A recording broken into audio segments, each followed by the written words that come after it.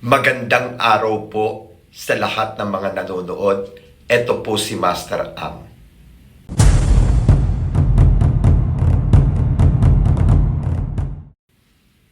Ngayon, may pag-uusapan po tayo patungkol po sa 4 na zodiac sign na may kakaharapin mga pagsubok. 4 na zodiac sign na dapat mag-ingat sa taong 2026. Unahin natin ang rat. Ang rat, mortal enemy ng horse ay rat. Kaya po ang mga rat affected sa taong 2026. Kailangan po mag-iingat ang mga pinanganak na rat.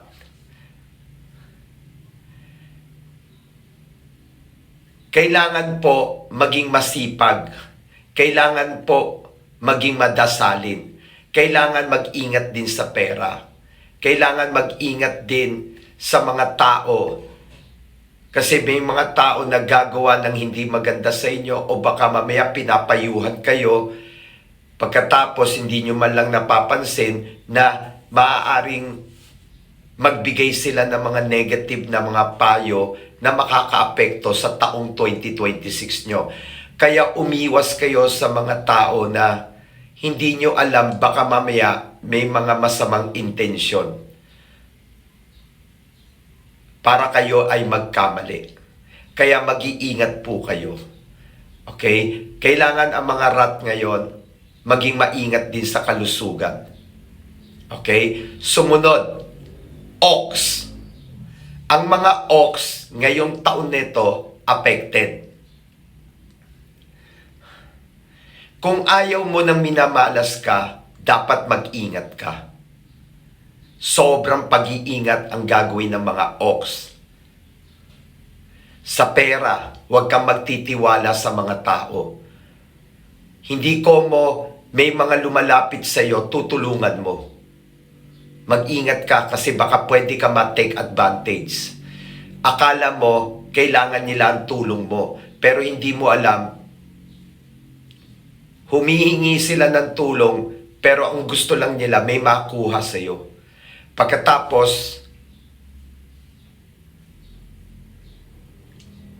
wala naman pong halaga para sa kanila ang pagtulong mo. Bigla na lang sila mawawala sa iyo. At saka ang mga ox dapat hindi nagpapautang. Mag-ingat kayo kasi itong taon neto, lapitin kayo ng mga manloloko. At ang mga ox naman mag-iingat din sa kalusugan. Itong taon neto talagang napakalakas ng negative na mga ox. Kaya mag-ingat. Rabbit. Kung ayaw mo na dumaan ka sa maraming pagsubok ngayong taon nito, kailangan maging matalino ka. Kung minsan, dadaan ka sa maraming pagsubok dahil sa mga pagkakamali ng ginagawa mo. Kung minsan yung mga desisyon mo, kailangan ingatan mo. Ingatan mo lahat ng mga gagawin mong mga desisyon. At huwag kang basta-basta magtitiwala. Kahit sino pa yung mga tao na yan, kailangan pag-aralan mo bago ka magtiwala. At pagkatapos mag-ingat ka rin sa pera. Mag-ingat ka sa pera. Kasi ang pera ng Year of the Rabbit, mabilis ang pasok, mabilis din mawala. At saka dapat mag-ingat kayo sa spending. Yung paggastos. Ingat, sobrang pag-iingat.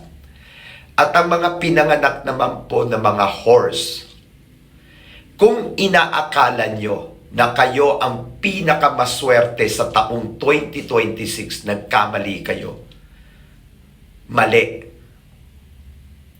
Kasi ang ox, ang horse, dadaan sa maraming pagsubok. Dadaan sa maraming pagsubok. Kasi ito ang taon ng bibigyan kayo ng pagsubok. Hindi po swerte. Kaya dapat ang mga horse mag-iingat din. Sobrang ingat sa lahat ng aspeto. sa pera, sa pag-ibig, sa kalusugan, at saka sa pagtitiwala. At kailangan yung sipag ninyo, yung career o yung negosyo, kailangan medyo agresibo kayo ngayong taon nito para magtrabaho at para magsipag. Labanan nyo ang kamalasan sa taong 2026. Kailangan maging masipag kayo at mag-ingat. Alam nyo, ganito po ang dapat gawin ng mga apat na zodiac sign. Rat, ox, rabbit, at horse. Ganito po ang technique. Huwag niyong isipin na malas kayo. Isipin nyo na itong taon nito, puno ng challenge pero lalabanan nyo. Gagamitin nyo ang utak ninyo. Maniwala kayo sa akin, hindi kayo magiging malas kung lalabanan ninyo. Ganun po dapat ang technique. Kailangan po, ang pinakamabisang panlaban, talino. Talino at sipag. At wag basta-basta magtitiwala. At pahalagahan ninyo kung ano man ang meron kayo. At ingatan nyo rin ang kalusugan nyo. Hindi kayo mamalasin kung magiging alerto lang kayo. At gagamitin nyo ang utak ninyo. Hindi kayo malas. Ganun ang dapat nyong isipin. Yun lang ang paraan para makontra. Hindi ko mo sinabi ng mga punsoy expert na rat, ox, rabbit, horse, malas, negative, at kung ano nung sinabi, hahayaan nyo na lang ba? Hahayaan nyo ba na mangyari yun? Hindi. Hindi kayo papayag na kayo ay malasin. Lalaban kayo. Patutunayan nyo na itong 2026, swerte kayo. Ganun po ang paraan para po malabanan ang mga negative. At magdasal, magtiwala sa sarili at sa Diyos na kaya nyo itong lagpasan. Kaya sa lahat ng mga taong pinanganak na rat, ox, rabbit, at horse, isipin nyo na kahit may marinig kayo na sinabi ng mga punsoy expert, ganito lang po ang panlaban. Isipin nyo na swerte kayo. At magtatrabaho kami. Gagawin namin lahat para hindi kami maging malas sa taong 2026. Ganun lang po ang technique.